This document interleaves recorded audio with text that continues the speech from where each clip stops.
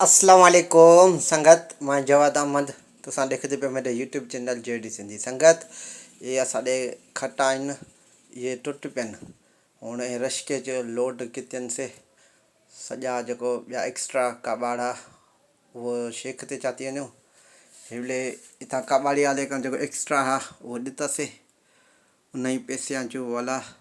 इतां चाहे वेल्डिंग वाले कण वहीं करण ये खट्टा ॾितनि से हिवले वाले जूस